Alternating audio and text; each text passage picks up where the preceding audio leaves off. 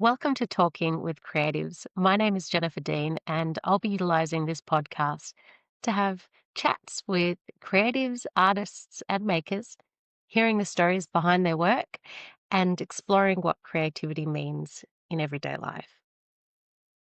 Today, I'm joined by artist Juan Ford.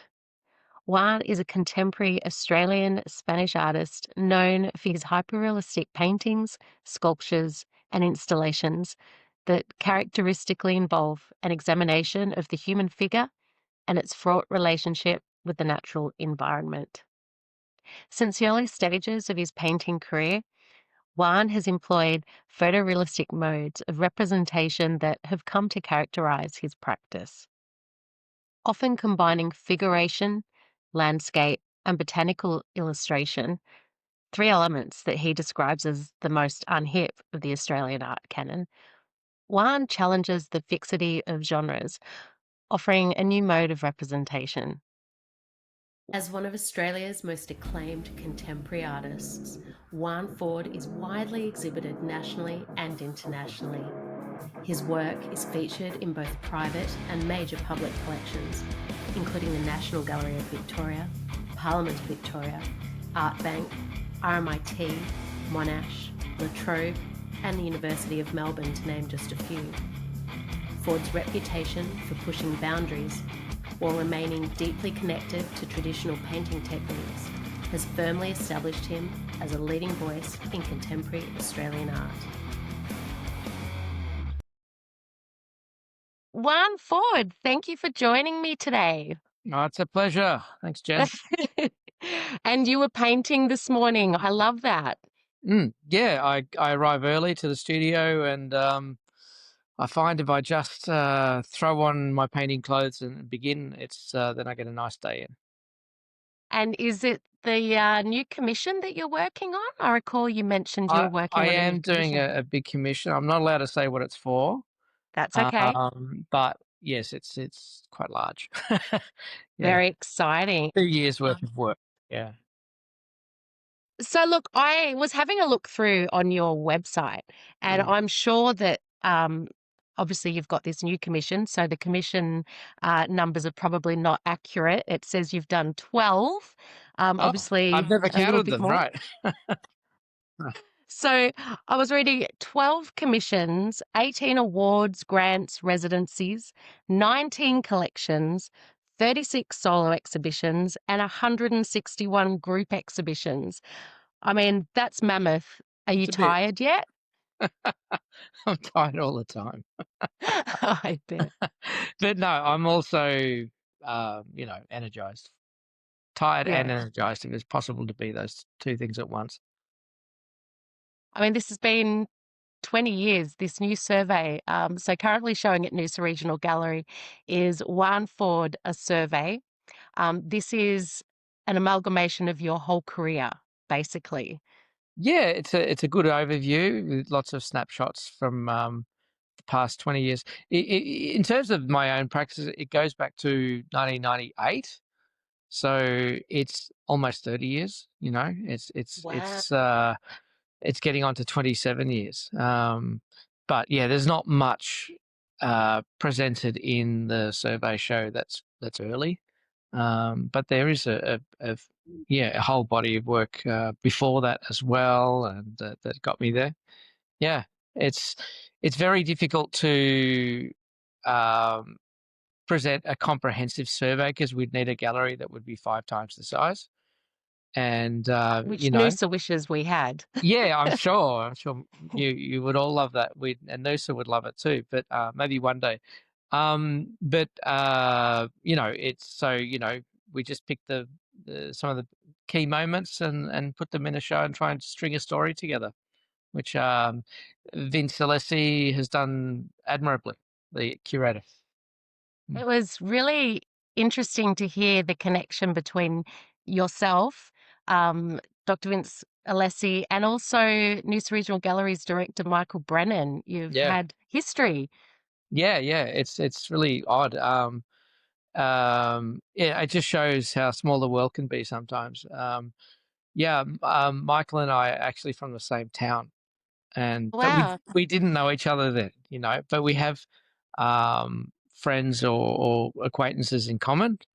And it wasn't until I was, showing around Melbourne, and I kept on bumping into Michael because he was quite prominent running some artist run spaces. And yeah, we always chatted, we always enjoyed each other's company. And then, slowly we started to make these connections. It's like, you're from Sunbury, what? And then, yeah, Vince and I, yeah, we go back to about, I think it's 1999. Yeah, it's 1999. I met him when I took over a position that he held at a small gallery and art school. So he was an administrator at this place, and part time, and I think he just finished his studies, and I was beginning my masters. I needed a job, and I took this position. And he sort of showed me the ropes on the first day, and but we stayed in contact, and being in the art world together. Yeah, he's an admirer of my work, and I have his, and he's put me in lots of shows over the years because we, think along the same lines sometimes, and yeah, and so both of them I've known a very long time. Yeah, That's awesome. And this tends to happen in the arts. It's a real yeah, sense of community, and everyone supports each other, whether it's working in music or working in um, visual arts, whether it's in writers' groups. It is really a sense of community, and everyone sort of supports each other throughout their career, which I think is really admirable. yeah, right. No, I think Yeah. relationships are vital in Mm. this, because it's not, you there's no money in this. It's it's people don't do it Yeah, for yeah, I that, can vouch for that too, from a photography point of view. um Yeah. it's you scrape by, but you get by hugely on the strength of the relationships, and that's the glue that keeps things together. Mm. Sort of going back, I love origin stories and talking about relationships and community. In a recent interview you did at Noosa Regional Gallery, which was hosted by Tim Reed, um, and and it was in partnership with Noosa Open Studios, which was Mm. great. At your opening, actually, That's right. um, there was the conversation about your origin story. You were at university, so this is going back to the mid-90s, I'm assuming? Yep, You started studying engineering, is that true? I did. Y You've enrolled at university to Yeah, study engineering. yeah. Um, it was, which course was it again, to be It's precise? electronic and computer systems, ComEng. It was basically electronic engineering, Wow. that I So did. Yeah. you've started like this real, it's quite academic sounding to me, someone who's not very good when it comes to computers, which my life revolves around now. Um, and you started at university, and I mean that's so opposite to the arts in a way, Yeah. really, isn't it? I mean, Oh, absolutely. I started with a hard science background, but I've always been creative. I don't think the two are mutually exclusive or cancel each other out at all. Um, what it means is that you can have creativity, but then um, coming from that background, you are able to work out how things are done. You can problem okay, solve really well. Um, and that's been great because it enabled me to teach myself to paint at a really high level, and draw from first principles. And yeah, so it basically it gives you a broad range of tools to help work anything out.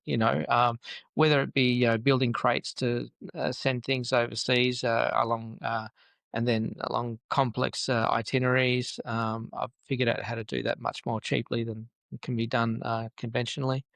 Um, there's any number of things. I'm always building things. I'm always mucking around with imagery. I create all my own imagery. So I Yep. don't want to. First of all, I think it leads to better results, and I don't want to run into copyright problems. I have to do all sorts of strange things to generate the imagery that I want, and that always involves a lot of problem solving. So problem Okay. solving Yeah. and creativity go hand in glove. If you can problem solve well, you can create anything. So yeah, That's a really good point. Yeah. yeah, Yeah. mm, So you're studying maths and sciences, and you're at yeah, university. When was the penny drop moment? You mentioned in the conversation at the gallery that you liked hanging out. You discovered this community of artists. yeah, yeah, I mean, they do party well. I was at uni around the same time as you, so I can vouch for yeah, that. yeah, It's definitely. a great community. The engineers What made partied the in a different switch? way. What happened is I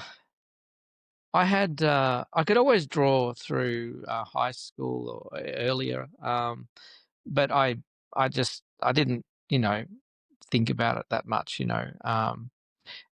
prioritize it much. But I had a head for science, so I went that way, thinking it'd be more sensible, to do that. And The safe option. yeah, and in a way, it would have been really sensible to do that.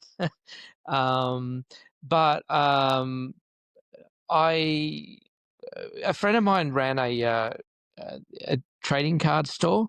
He had a little Okay. yeah. This is going somewhere. And he said, "Oh, we could. You used to always draw. Why don't you do some drawings of some basketball stars? We'll put them up here, and we can sell them." And I thought, "Oh yeah, okay, sure." And so he gave me a poster of Michael Jordan and said, "Here, just whip something out from there." And so I was some holidays, and I sat down with a pencil and paper, and I literally just replicated it photorealistically by eye. And I'm like, oh shit, I didn't know I could do this. Now, and it sort of forced me to think, well, I could be a mediocre engineer, or I could be a pretty good artist. So um, one's really safe, one's certainly exciting. Why don't I? I'll just take a year out to see where this goes, and so I started putting together a portfolio. At the same time, I was at uni. I had been hanging out with the fine art students because yes, they did have better parties, and it was also like the engineering degree was. I think it was like 97% guys, you know. So it was a better mix in the fine art. Yeah. So it had a particular kind of energy I wanted to get away from. Anyway, all those factors coalesced. The next thing I thought I would maybe try something that was technical as well, like um, industrial design, maybe, something like that. Okay.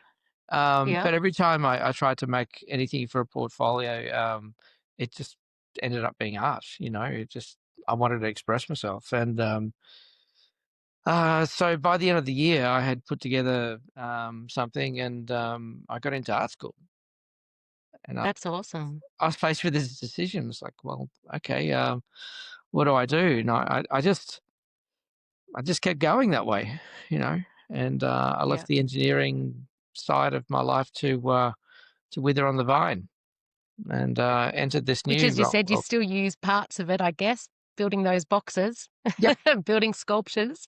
definitely use parts of it all the time, all the time. Yeah. Problem solving, and thinking through things rationally and logically to arrive at desired results. Yeah, very much. It's very cool. It reminds me, I'm a big fan of Janis Joplin, Oh yeah. and it reminds me of an interview I read with Janice, where she was at high school and she was at a lighthouse with a group of friends drinking, and that's when she discovered she could sing, and that Oh, she shocked herself. So yeah, I love those origin stories when that penny drop moment and you suddenly go, "Oh my goodness, I can do something that I yeah, didn't realize I could do." yeah, Yeah. exactly. Yeah, she could have been a grocery store worker or something for all you know, and if she'd never discovered. Yeah, I mean, she would have made a good barmaid. She loved a Southern comfort. Well, there you go.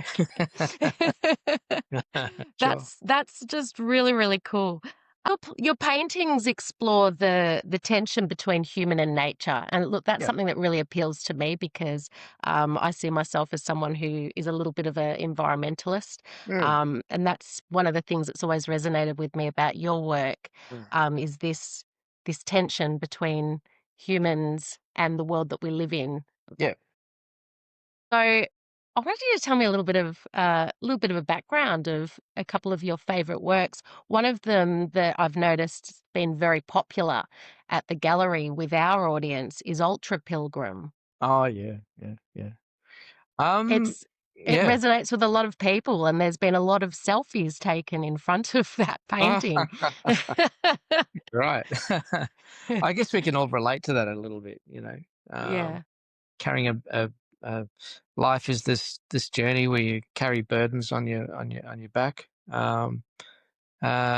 It's a bit the imagery is a bit almost biblical, or something. It's like someone going through the desert, um, not knowing where. Um, I think this is more existential rather than environmental, to me, Yeah. you know. Definitely, you get the hot sense of a hot sun and a desert landscape and inhospitability in that work. It makes you think of refugees trudging through the desert or something like that. Mhm. Um, Mm. but at the same time, you can place yourself in the image because you know there's no features there. It's all covered up. So, it allows for that kind of projection to occur. Mm. Yeah, I think that's definitely part of the reason why it must be resonating with so many people at the moment because of, just the state of the world. We're all feeling a little bit lost, and perhaps that picture is definitely um, people are empathizing with it and they can see Yeah, themselves, which absolutely. I I think think is one that of the interesting things with your work is a lot of them are faceless, so it helps people to place themselves yeah, in that's that quite work. deliberate. Yeah, that's exactly right. It allows you to place yourself in the narrative, so to speak. Um, Mm, when it comes to the environmental concerns, it's something that's always evolving for me. I was pretty militantly green for a few years, and I've really calmed down on that because I see the bad side of that now as well. Um, okay. uh, it can really, I think that, for example, you do get these situations where, like national parks in Victoria are dead zones because they're not. Well, there's no prescribed burning occurring. So what happens is bushfires go through and literally kill everything because they haven't been burnt. Devastating. Yeah, and so there's certain green policies or ideals where you just leave nature to unto itself, and we don't interfere. Well, it's too late for that. The first people here always burnt the land, and that caused regeneration, which made the bush healthy. But now we've left it in a sick state, in part because of certain green tinged policies like that.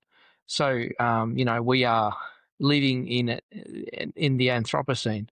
We are a force of nature ourselves and inextricable from it.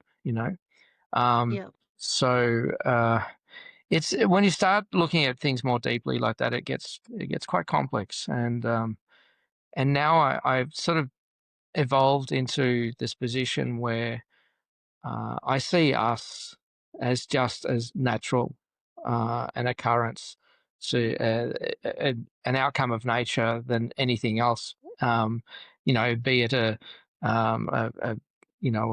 some kind of a mountain or a forest or whatever. And I'd be even extreme enough to say, as much as a nuclear power plant would be, it's still Mm, an outcome of natural processes. And when you start thinking like that, suddenly it opens up things very, very interesting in a very interesting manner. It doesn't mean we leave aside a stewardship of nature and just accept what comes. mm, But it reframes it in such a way that's less negative, less binary. yeah, Um, you know, uh, so yeah, it's an evolving concern yeah. always. And obviously, you're someone who enjoys nature. I mean, you rock climbing is, which is quite a risky sport, I must say. So you're very Yeah. brave. I'm afraid of heights, so um, and obviously you enjoy getting out into nature. I've seen pictures of you on your Instagram page where you're out camping and painting in plein air, as it's called in the arts world. Yeah, yeah. Um, so, I mean, obviously, these are the things when you get out there. Is that something that's really inspiring you? Are you when you sit down in front of that blank canvas, are you Yeah. thinking about something you've just experienced that day, or are you thinking about things in Uh, general, or what's yeah, I think inspiring? it's creating a constant continuum between the studio and experiences in the natural world. I really believe in access to nature. I think it's really, really, really, really important. Like, I think it's the thing that might save us all, just getting out there and camping, rock climbing, mountain biking, trail running, whatever getting out there in the sunshine and getting some vitamin D and some fresh air, is it reminds us of where we're from, Yeah, and where we've been for an awfully long time. And and what we're it's part only, of. yeah, Yeah, and it's only recently where we potentially becoming shut-ins looking at black screens all day, um, and again, you could say that's another natural occurrence, could be. But yeah, I think I'm always any excuse I've got, I'll try and get out into the bush or wherever, just out into the open, into less built up spaces, and then when I'm out there, I reflect on often you're in a flow state when you're out there, yeah, especially if you're up a 25 meters up a rock or something, or trying to do a hard boulder and it's with a sketchy top, and you cannot think about anything but surviving. Um, Suddenly, all your concerns, day-to-day concerns, like your late Bass statement or whatever, you're not thinking about that. yeah, You're in a continuous flow state, and that you know if you can stitch that into your studio practice, you, you develop more nuanced and honest and continual work, um, in the studio. Yeah. yeah. Was this has this been a long-term cause for you, thinking about your place in the environment? Obviously, Yeah. it's, been very strong in your work. Some of your early work, obviously, you mentioned talking about, sketching Michael Jordan, and I noticed in some of your early work, there was a lot of portraiture, which now Mm, you seemed your portraiture is that pilgrim, um or it's portraits of plants. The way mm. you actually frame them, they look like a photographic portrait. It's personalizing, things that would otherwise be impersonal. It's elevating to human status, saying, Yeah, this plant is as important as a portrait, or this this portrait is as just as insignificant as a plant. You can sort of play it both ways. yeah, It's yeah, leveling out things and redistributing categories. Changing. Uh, One thing I often talk about is how when we speak, or when we think in language, we create categories, in order to, this is in this category, this is that, this is nature, this is natural, this is human, for example, is two big categories. But in the end, they're just words, you know. They when you take the words out, then it becomes more continual, and and and then you can get to these points where you have these artistic breakthroughs where you create a portrait of a plant. Why not? You know, it's only the categories that are creating a sense of error there. It's true. Yeah. Yeah. I like how even in the portraits that you've made of yourself, the one that stands out, channeling C.W. Pinuit, have I Figuring, pronounced that correctly? figuring, yeah, Pity. yeah. Startled by a spectacular sunset viewed through a canopy. In 2014, you painted that and you Yes, yeah. entered that into. The Archibald, yeah. It was, I mean, it's amazing. I love that portrait. Yeah, that's What made you do that? Like, where well, did it come from? Piggin is an interesting cat. So he's an early Australian painter, and quite possibly often referred to as the first, painter with an environmental consciousness in Australia. So there was Okay, that. He was always, out there and about, experiencing the outdoors and then trying to replicate it. He had this, prior to him, you got the likes of Glover, who were representing, trying to represent the Australian bush, but painting in an English style, you know, right. and Yeah, and and they're trying to unlearn how to do it and learn how to. And Higgins is one of the first people to have some success there. Um, so there's that whole tradition I was trying to tap into, there, and situate myself in this continuum of artists who were engaging with the Australian landscape somehow. And but yeah, he there was a painting. There's a few, I think there's a few paintings, but there's one in particular at the Archaeology of New South Wales where he's looking through a glade, and out onto this spectacular sunset. And so, and that's viewed like you can imagine viewing that through a window, So you got all this close up forested list leaves around it, and then that frame this fiery sunset. And so I sort of turned the camera around, turned the vision around, if you like, yeah, and so I ended up taping all this foliage to my own head, and and I love it. and dripping pink paint down, um, in an absurdist attempt to recreate this thing. And again, I'm just trying to stuff up the categories and create new possibilities that way. So it's a whole funny process that I don't know. I'm trying to amuse myself a lot of the time as well. It's Is it just trial and error too? Like when you were doing that and you're dripping yeah, paint, I mean, you physically were dripping paint down your yeah. It's face after super you've taped it messy. up. Yeah, yeah, yeah, yeah. Now in the Excellent. studio, I've got a shower in the studio now. And yeah, it's for this kind of thing, because if I decide to pour paint on myself or something like that, I've got to be able to get it off, right? I mean, I can just imagine if Avon were calling and you open the front door to the remember the old Avon ladies that Oh would turn up? yeah, yeah. Or dare I say the Mormon missionaries knocking on the front door and you open the front door taped up with, I mean, you'd look uh, absolutely mad, I'm sure. I've definitely had situations like that. I Really? used to, yeah, yeah. I used to always take catalogs with me in the car because I'll be off in places, wrapping a tree in some kind of electric tape or something like that, and people would stop and go, "What are you doing?"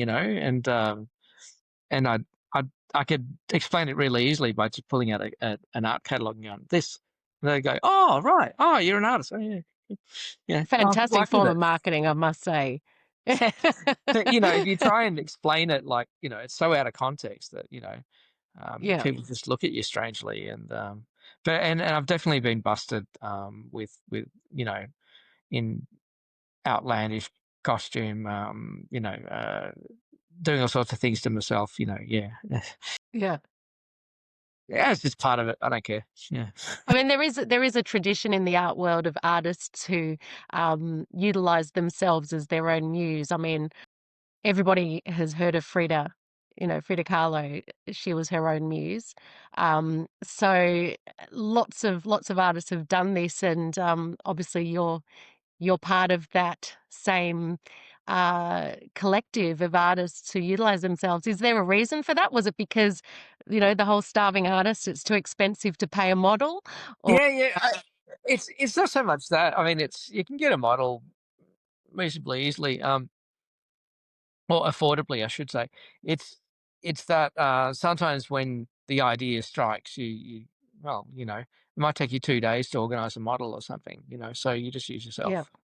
yeah, Um, it's you're there already, you you might as well, yeah. Or you might try it on yourself, thinking, maybe I can do this with a model," and I have done that before as well. Um, and and then, as you progress into that process, suddenly you are using yourself, and then it becomes its own thing, and yeah. next thing you know, you've created this mad image, and you're like, "Okay, I think I can make a painting out of that," and, That's awesome. yeah. It's So trial and error. are you dressed up and you've got a mirror there and you're painting yourself, or would you take a photo of yourself? How does this It would work? be often these things are extremely uncomfortable, so, yeah, it's under no imagery.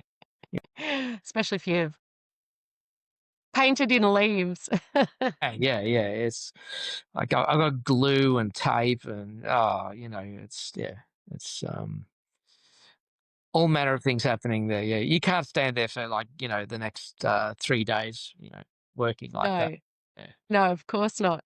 You'd get During there. Floating Land Biennale, the first time I met you, actually, that was Floating Land 2019. Yep. Some of your sculptures um, were brought to Tewantin National Park, and they were just situated within the national park. And these were sculptures that were, um, I'm assuming they were mannequins that have been Mm. covered in foliage, and one of them was covered in white tape, and they were um, quite amazing. I assume probably a little bit shocking for people who weren't expecting to see them. That was the Um, idea, yeah. yeah, and obviously these are the types of those would be the only external models other than yourself. I'm assuming that you would have in the studio that you put together and Yeah, create yeah. and then paint. Yeah, definitely. I mean, I have used models in the past as well, Yeah. just so common.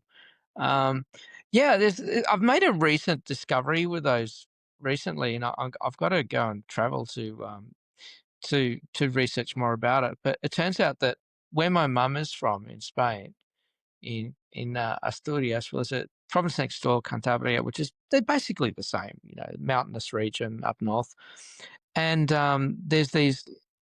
It's an amazing region where there's it's so mountainous that parts of it have never been occupied by anyone other than the original inhabitants there, you know, Wow. and um, and it meant that like even the Romans weren't able to get into there 2,000 years ago, and there are traditions out there that are pre-Roman, right? That are shamanic, and I've recently discovered that in one of the towns they have a festival of nature where people literally cover themselves in bark and foliage, just like my figures. And I'm like, what? I did not know this existed, and so suddenly I feel like I'm unconsciously have tapped into something I had no idea about. I might have seen as a kid or something like that, and Well, and it's part of you. They say I was reading an article recently that, we've got atoms within us that are of our ancestors yeah, since the beginning of time. So yeah, I guess it makes sense that little things like that yeah. are I coming mean, through to you we now. you drink a glass of water, it's probably been through 10 dinosaurs, you know. Yeah. My daughter loves dinosaurs. I'm gonna have to tell her that one. Yeah. You're drinking Dino pee. Yeah, exactly.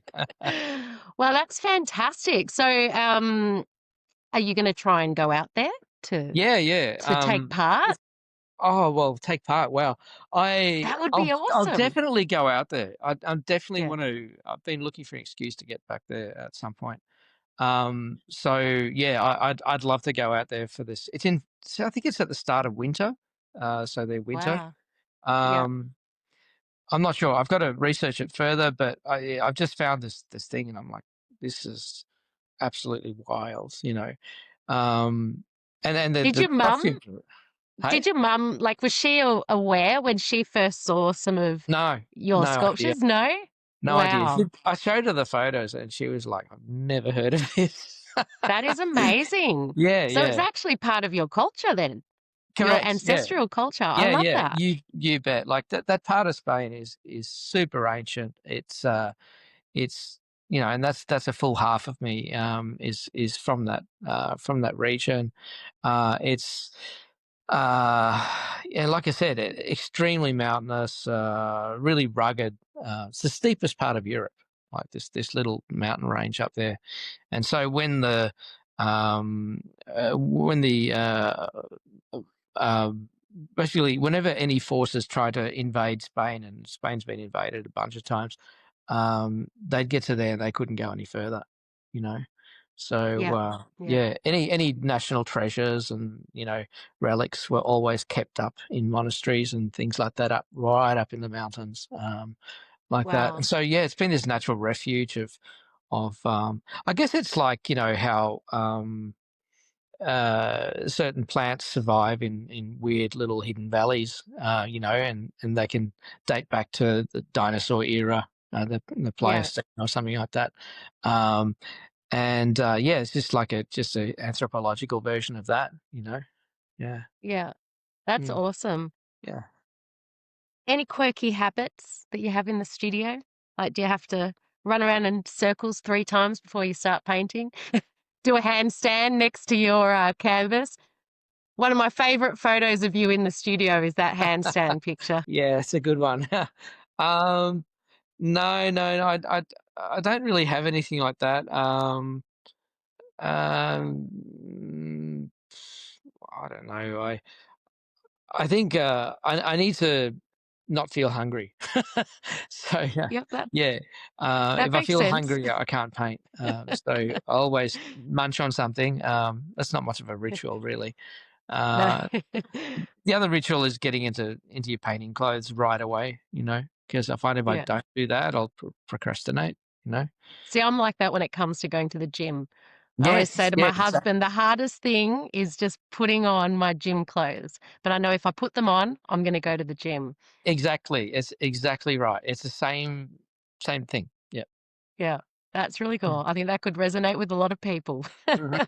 Yeah, put on your uniform, right? Yeah. Yeah, yeah, that's exactly it. Yeah. Do you Mm.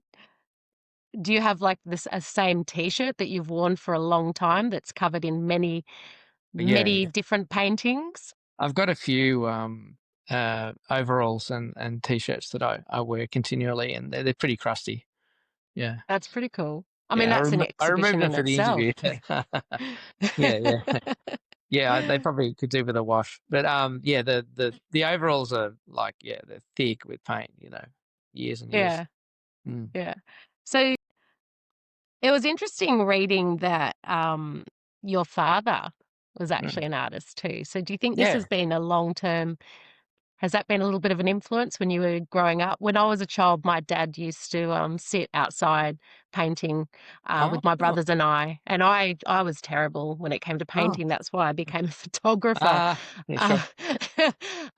but I can remember just sitting outside and we would have these little art sessions, and my mum liked to draw.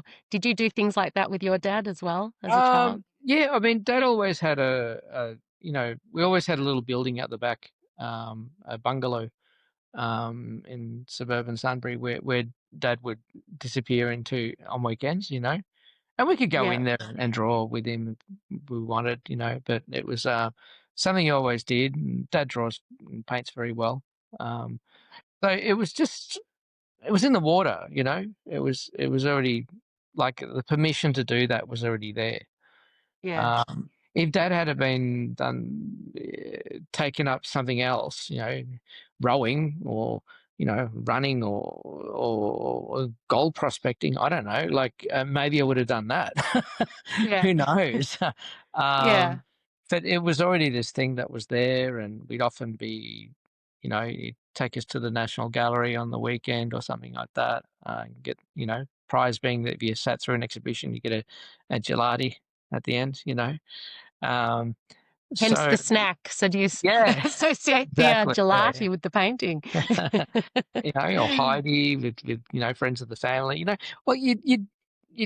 It was just there. It was just part of you know um, family life. Um, I, of course, it's influential. Yeah, it's Yeah. and then it's probably a genetic factor as well. Predisposition towards it.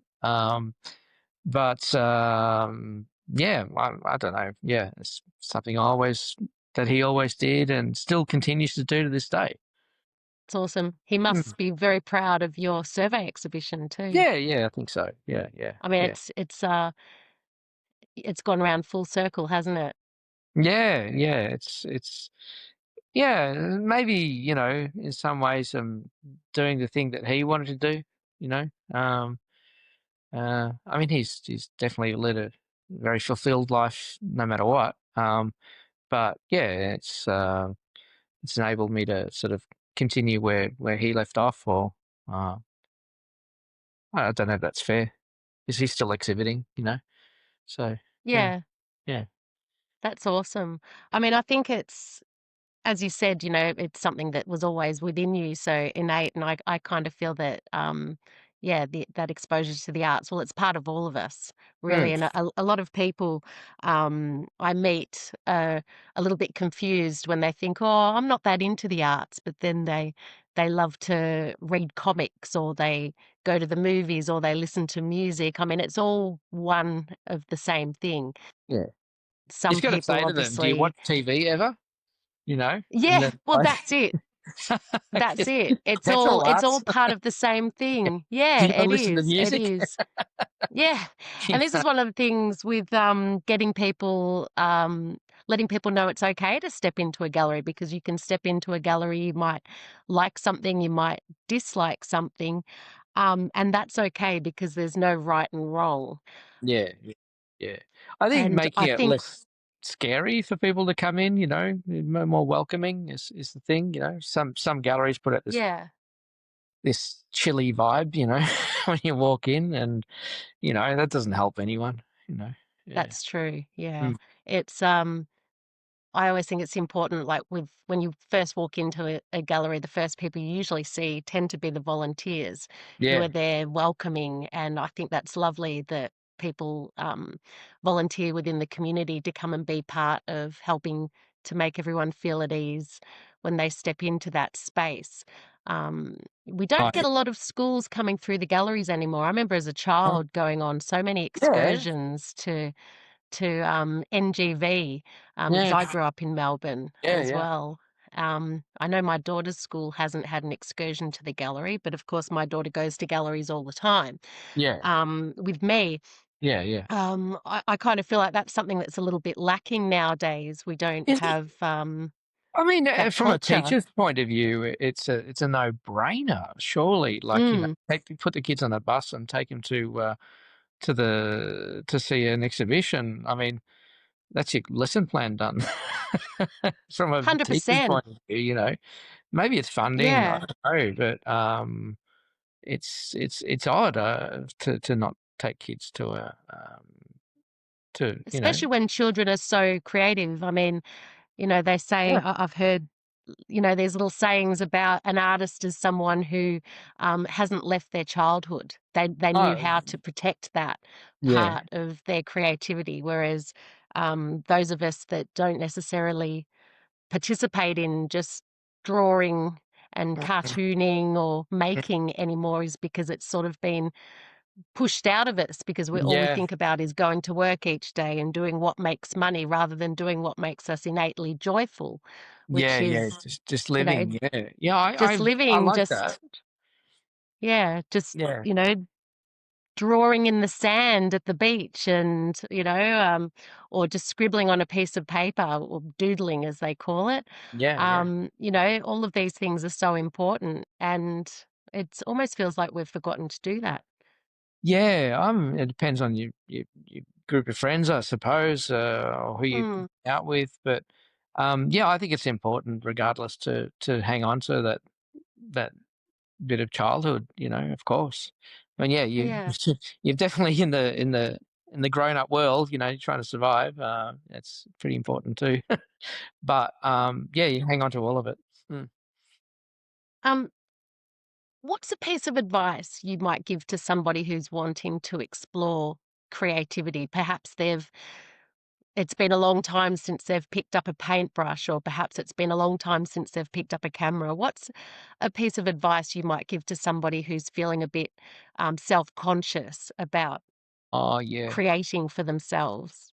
Yeah, well, I mean, probably the biggest barrier would be, the fear around, showing yourself to the world, Um, you'd be people get very self-conscious about that and worry a lot about what people are going to think.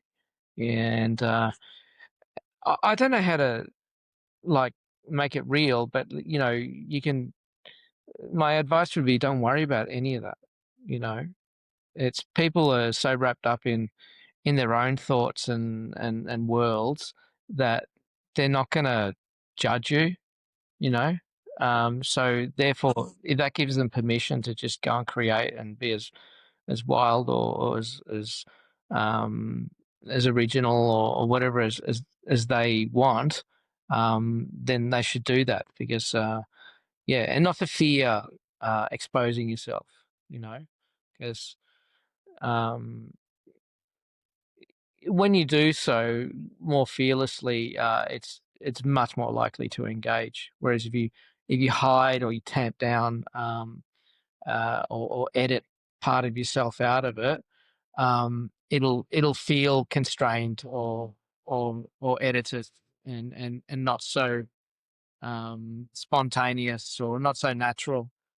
So yeah, just go and try it, and don't worry about what people think. Mm, that's what I'd say. That's awesome. Mm. That's really important too, and we are very self-conscious more so these days with social media and, all these influencers, you feel like you have to compare yourself to these Yeah, other people, and I think that's one of the beauties within the art world is it's just full of individuality. yeah, You yeah. I can you mean, can have that freedom to be yourself, and if your only excuse is to say, "Well, I'm an artist," then grab that and be bold and proud of it, yeah, yeah. We to could be do able to with just more be of it, really. yourself. Yeah, yeah. Mm, I mean, I always say yeah, comparison is the thief of happiness. I mean, I didn't think that up. It's just something I repeat, which I've heard a bunch of times, yeah, but it's really, really true. And when we're, you know, always looking at social media, that kind of stuff, that's just they're like amplifying comparison in really harmful ways a lot of the time. I think so. Yeah, if you just disregard all that and just say, I'm just going to do what I think, what I feel. Doesn't mean you don't research things, because you're quite likely to be repeating patterns that others have done before you as well. You know, don't think you're going to be, you know, massively original either. Um, yeah, Everything's been thought of in some way or other, yeah, but it doesn't negate the need to express yourself regardless. I think it's yeah, important to because express that's yourself. what it's all about, isn't it? It's all just about sharing those other parts of yourself that you might not necessarily be able to articulate in words. Yeah, You can put it uh, to paper, yeah, or to canvas. yeah. Yeah, And if you yeah, if you're editing that expression, editing it down, like you're not really expressing anymore, right? that's You're right. not really Yeah. letting it out, and you got to let it out. Mm. Um, so Juan Ford, a survey is currently showing at Noosa Regional Gallery on the Sunshine Coast in Queensland. How does it feel to see all your old friends again? Paintings that perhaps you might they've come from private collections. You might not have seen them for quite some time. Yeah. How does it feel to see those paintings again? Oh, it can be really odd. Sometimes I look at them and I think, I did that, you know? Wow. I can't believe I did that. It's like a former part of you, you know. I guess if you what's that thing if you're changing all the cells in your body every 7 years? So Correct, yeah. it's like another person has done it, but that person has still got my name attached to it. So it's an uncanny feeling, you know, sometimes. And Yeah. yeah, you just but you know, it comes with a sense of, oh wow, you know, you pinch yourself and think that's um 27 years. This is can't believe it. Yeah. And I'm sure at the beginning you probably had a lot of people saying, "Oh, you'll never make any money in the arts. You can't Oh yeah. sustain a career." Mm. Oh, I had many, many, many doubters. Yeah, of course. And then lots of people who encouraged me as well, you know, not to, yeah. Um, It's yeah, awesome. Yeah. Who was it's, your biggest, other than your parents, because of yeah, course your of course. parents, I'm sure, were your biggest fans. Mm. Um, who would you feel really helped you feel confident to step into this world of art? Mm. Well, definitely, some of my colleagues, you know, that I went through art school with, you know, we all supported each other. Tried Yeah. to. It was still really competitive, you know, so there was that. But, you know, um, yeah, some of my oldest friends and contacts, you know, they're from that time. Um, Back in 1998, I became a studio assistant to John Young, and Okay. he was really great. Just I'd been through the first 3 years of art school, and I was doing my honours year, and I was being an assistant to him, and he just really believed in what I did and my abilities, and that was a real um, you know, I felt sort of turbocharged, and I got to see how a true, you know, professional full time artist worked. You know Yeah. what they did. You know, and I thought, well, I got to appreciate just how efficient he was. You know, and how you had to be efficient. You couldn't stuff around. You know, sitting around smoking on the couch or something. You know, it had to be. It was work. You know, Yeah. um, Yeah. and so he was, you know, really don't know if he intended to be pivotal, but he ended up being quite important to my confidence in being an artist. And then, you know, countless people along the way who've, you know, said, "Oh, we want to put you in a show," you know, uh, we want to take you overseas. We want to, you know, my galleries, you know, Diane Tanzer put me in, you know, she gave me a solo show at Art Basel in Hong Kong, the first one. Wow. You know, that things that Yeah. seriously put you on the map. Um, you know, yeah, she's been really pivotal in helping through my career as well. I've been Do at you that still gallery. pinch yourself? Do you still, Yeah, when you yeah. think about those things? I mean, that's I think it's really huge. important to count your blessings and count your lucky stars. Yeah, I'm very thankful for that all the time. I don't. Yeah. If you stay thankful, it fights the despondency or any negativity. You know, um, you try and keep things half full, the glass half full. You know, Yeah. rather than half empty. And yeah, being grateful generally is a good thing to do regardless of your field or how you live your life, you know. Yeah. So yeah. Mm. That's awesome. What's next? Where's Juan Ford heading next? Well, yeah, I don't know. Like, I think this recent discovery I spoke about earlier with the figures in this festival, and that is gonna open up something. I've just got this feeling that that's super interesting, when you suddenly tap into something bigger than yourself. Yeah. Definitely this commission, once you see what it is, that's going to, that'll hopefully push a bunch of doors open in a big way. So, um, I guess what's next is possibility, right? Yeah. It's right now I'm sort of hunkered under in the studio, just working away hard. I haven't got much presence out there, um, Yeah. and but I'm gonna come out of this time in my studio cave and hopefully yeah, launch into as soon as you do that, you show some new work that's really ambitious. It the world tends to open doors for you, and I don't know what they're going to be. It's Hopefully awesome. there'll be interesting ones and meet new people and show new places and think up new things and yeah, New experiences new as experiences. well. Mm, Yeah, yeah. I mean, it's exciting, and we can't wait to see this new commission that you're working on. Is mm. there a deadline date that you're able to share, or when Um, when might we see a little hint of something on your social Prob media? Probably mid next year might see something. So Okay, it's a while away. a little Um, while away. We it have to be depends. patient. Yeah, that's right. It depends on when I'm allowed to, publicize. Yep. Yeah, but, yeah, you'll maybe around then, I'd say you might start seeing. I won't give you a date it's due on because it might give the game away, you know? But, um But yeah, next year sometime, yeah, you'll see. Intriguing, intriguing.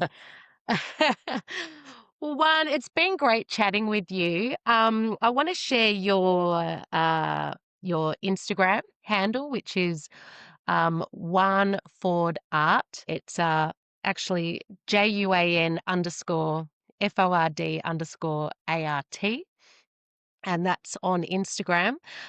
So your website address is juanford.com. So people can check out some of your work. And you can also check out one survey exhibition, Juan Ford A Survey at Noosa Regional Gallery. It is actually on until the 12th of October. So we've got a few more weeks there. Um, After Noosa Regional Gallery, is there anywhere else you can share with us, Juan, today where your exhibition's Um, heading? no, I think that's it for this one. Okay. I mean, never say never. Someone might decide to show it again. But it came from Benalla, as you know. No, I think that It it looks might wind beautiful up. in there too. Oh, it was a good. Yeah, it looked fantastic in that gallery. Yeah, beautiful Yeah, stuff. yeah. Mm. But no, I think that's it for the show. And then, like I said, stand by for the next thing. Stand by for the next thing. And there's always something. Your work's appearing all over the place and has done for quite some time. So Yeah, I would say enjoy this little rest after the end of the exhibition, but I know you're no super rest. busy and you're about to, no rest for the wicked, you're about to head back into the studio now to continue painting. And I can't wait to see some snippets of that in the future. You So you will thank you. definitely. Thank you, Jen. Thank you. Thank you, Juan. It's always lovely chatting with you, and it's always Likewise. lovely seeing you in person too. Oh well, All I right, I'm miss going to, Noosa very much. especially on days like today when you're putting Oh, up with rain and we've got 26 degrees sunshine don't, outside. don't. Oh. Sorry, I know. I'm so nasty. All right. All right. Thank you so much, Juan, and I look forward to talking to you again soon. Okay. Thanks, Jen. Goodbye. See you. Bye.